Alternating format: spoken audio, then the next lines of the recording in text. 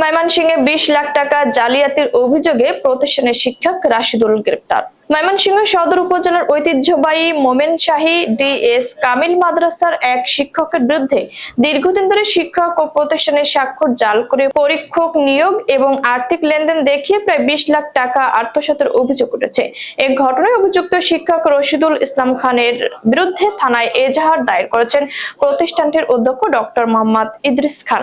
এই ঘটনায় জড়িত শিক্ষক রশিদুল ইসলাম খানকে গ্রেপ্তার করা হয়েছে। অভিযোগ সূত্রে জানা গেছে, অভিযুক্ত রাশিদুল ইসলাম খান নীলফামারী জেলার রামগঞ্জ বাজার এলাকার বাসিন্দা। তিনি মোমেনশাহী ডিএস কামিল মাদ্রাসায় দীর্ঘদিন ধরে শিক্ষকতা করছেন। এই সুযোগে তিনি প্রতিষ্ঠানের বিভিন্ন দাপ্তরিক কার্যক্রমে জালিয়াতির মাধ্যমে নিজের নামে আর্থিক সুবিধা আদায়ের নেপথ্যে জড়িয়ে পড়েন।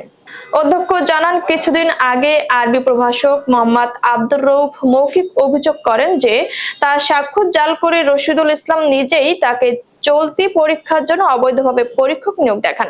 বিষয়টি গুরুত্ব দিয়ে অধ্যক্ষ ইসলামী আরবি বিশ্ববিদ্যালয়ের সঙ্গে যোগাযোগ করলে বিশ্ববিদ্যালয় কর্তৃপক্ষ থেকে প্রেরিত গোপন নথিপত্র যাচাই করে অভিযোগের সত্যতা মেলে।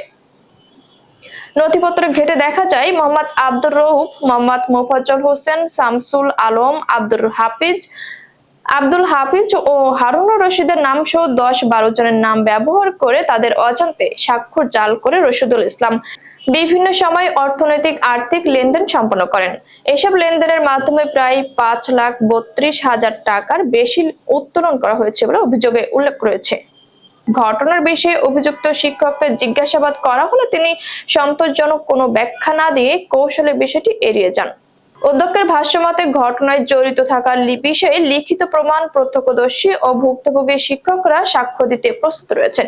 এ বিষয়ে কোতোয়ালী মডেল থানার অফিসার ইনচার্জ বলেন, মামলাটি এসআই মাসুদ জামালি তদন্ত করছেন।